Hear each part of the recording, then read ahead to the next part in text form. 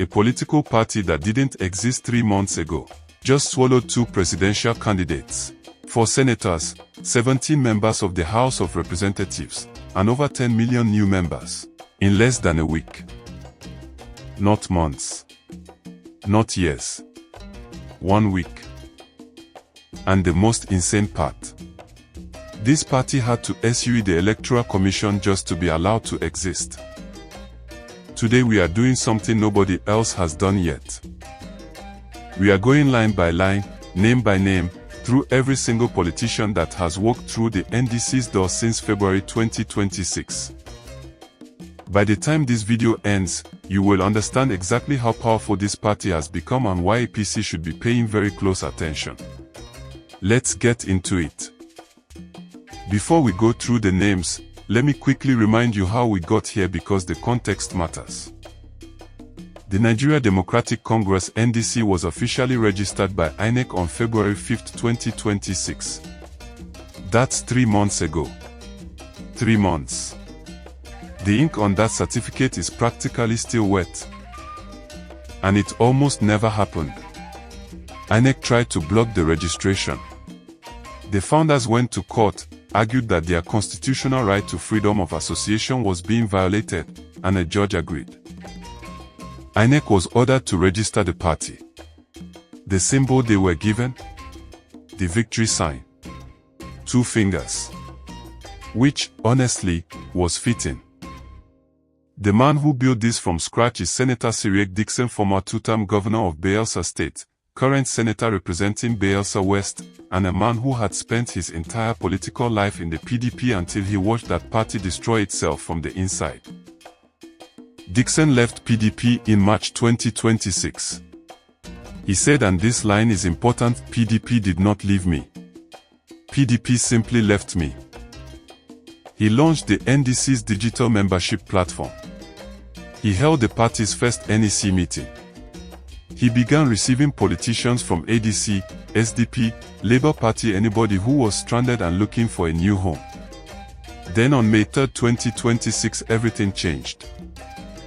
May 3, 2026. A Sunday afternoon in Abuja. Peter Obi and Obi and Kwankwaso walk into the NDC National Secretariat. They sit down with Seriake Dickson and NDC party leaders for a closed-door meeting that runs from 5:14 p.m. to 6:45 p.m. When those doors open, they are NDC members. Membership cards in hand. Cameras rolling. History made. Let's talk about who these 2 men are, because if you are new to this channel, you need to understand the weight of these names. Peter Obi. 64 years old. Former governor of Anambra State.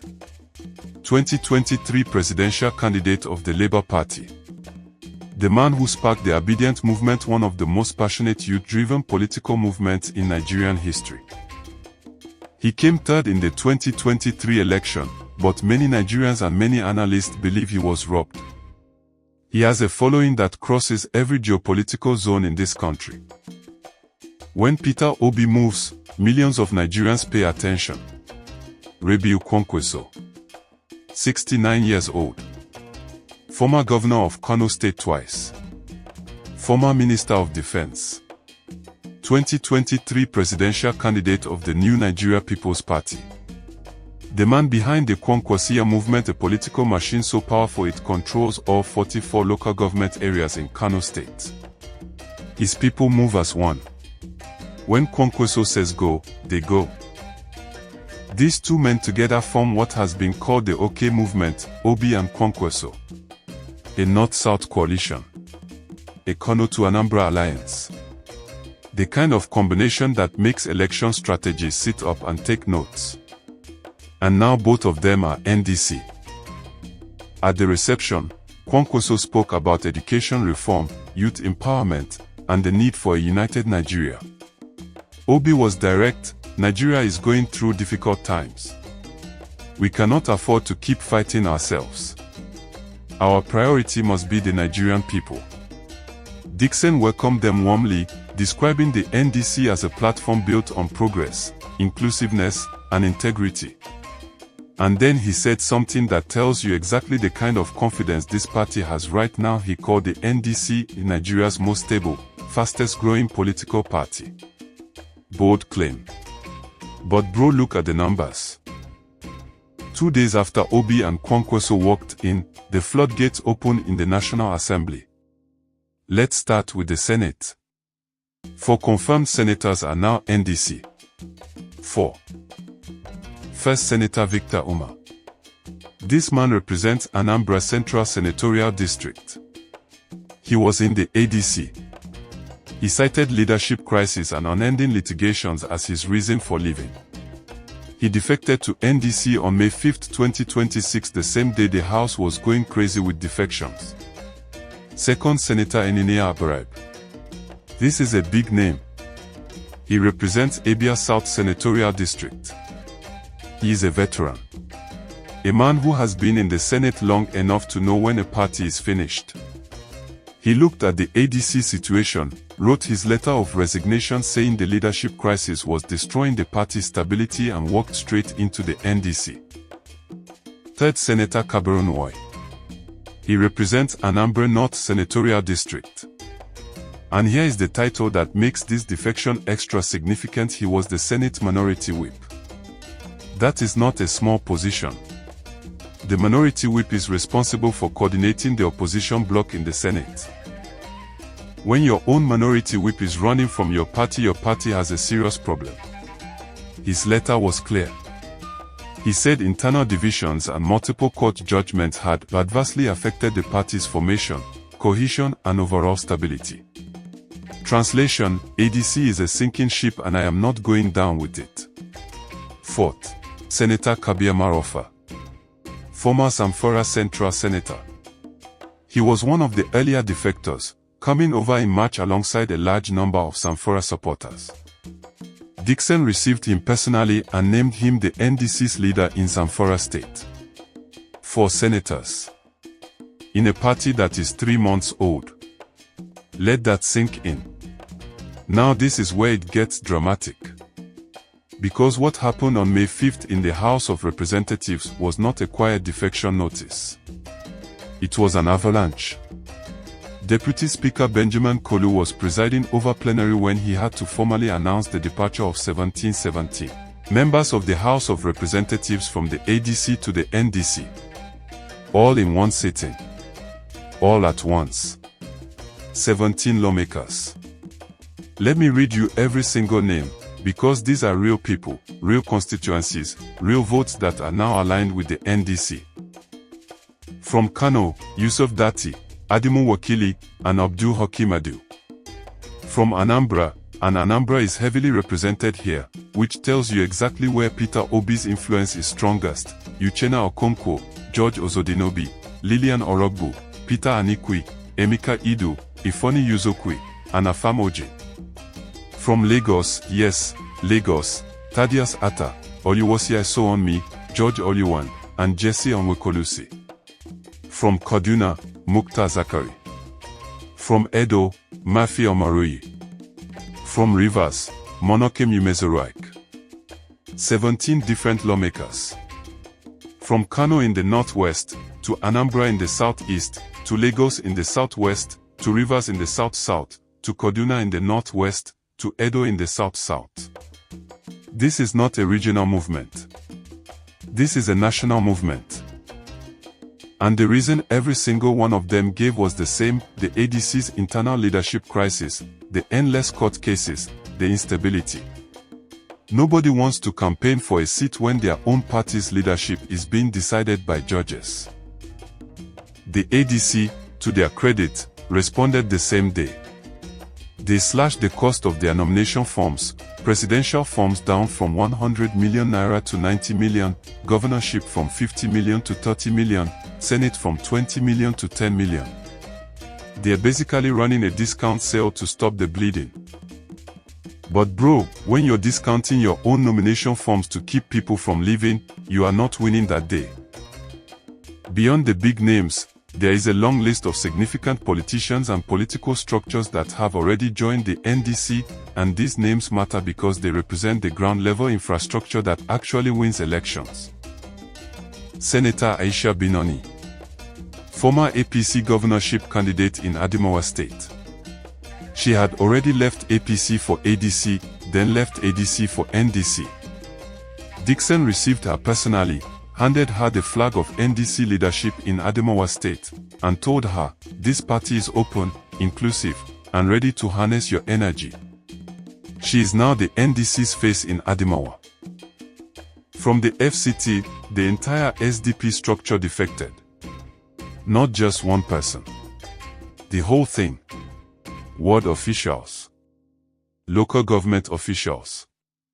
All of them. Led by Nuruddin Bisala, the former SDP chairman in the FCT.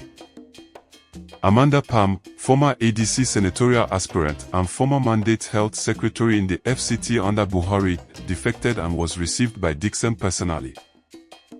Farouk Dansema, former deputy state chairman of the Labour Party in the FCT, joined the NDC alongside several other officials. And then there are the vice chairman. The NDC has appointed national vice chairman across all 6 geopolitical zones to ensure regional balance. Mohammed Bakin Zuwo for the Northwest. Danlami Arabs for the Northeast. Barnabas Ejizi for the North Central. Frederick Otorufa for the South-South. Teddy Obey for the Southeast. And Adideo Akom for the Southwest. 6 zones. All covered.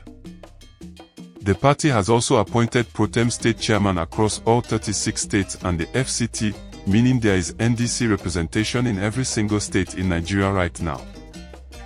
Now let's talk about the number that broke the internet. Within 24 hours of Peter Obi joining the NDC, just 24 hours, the Southwest coordinator of the OK movement, Dr. Adefolisai Adebayo, appeared on Arise television and made this claim: over 10 million Nigerians registered with the NDC after Obi defected. 10 million. In one day. Now, full disclosure, this number came from the OK movement's own coordinator, not from an independent verification. So we have to treat it as a claim, not a confirmed figure. Political movements sometimes exaggerate their membership surges. But even if the real number is half of that, 5 million new registrations in 24 hours, that is a political earthquake. That is the power of Peter Obi's name. The Obedient movement proved in 2023 that he could mobilize millions of people who had never voted before. If even a fraction of them show up for NDC in 2027, this party is dangerous. And what is coming next makes everything even more significant. On May 9, 2026, just 2 days from now, the NDC holds its inaugural national convention in Abuja. At that convention, the party will formally adopt its constitution, ratify its permanent leadership positions, and outline its electoral strategy for 2027. Presidential primaries are expected to follow shortly after. Translation: the NDC is about to officially become a fully structured, nationally operational political party, with Peter Obi and Kwankwaso in the building. Let's be honest with each other for a second. Because your audience deserves honesty, not just hype. The NDC is 3 months old. It has no sitting governors. No state assembly majority. No track record in an election. Building the kind of grassroots structure needed to win a Nigerian presidential election across 36 states, 774 local governments, 176,000 polling units, in roughly 1 year is a task that has broken much more established parties. But here is what the NDC has that money cannot easily buy. It has Peter Obi, whose base is young, educated, digitally connected, and still angry about 2023. It has Kwankwaso, whose Kono block is one of the most organized in the country. It has Seriake Dickson, a man who has been in Nigerian politics long enough to know how the system works and how to build within it. It has 17 House members, 4 senators, and growing state structures. And it has momentum, the kind of momentum that comes when a new idea starts to feel inevitable. The ADC thought it was building a third force.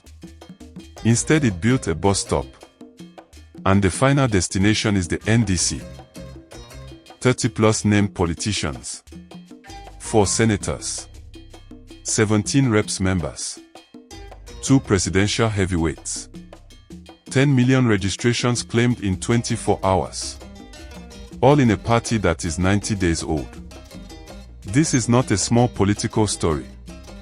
This is the beginning of what could be the most significant opposition realignment Nigeria has seen since the APC itself was formed in 2013.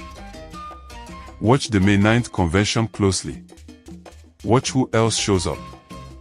And watch this space, because we will be covering every single move as it happens. If this video gave you something, share it. Drop a comment. Tell me, is the NDC real, or is this another false dawn for Nigerian opposition politics? Subscribe. Hit the bell. We don't miss.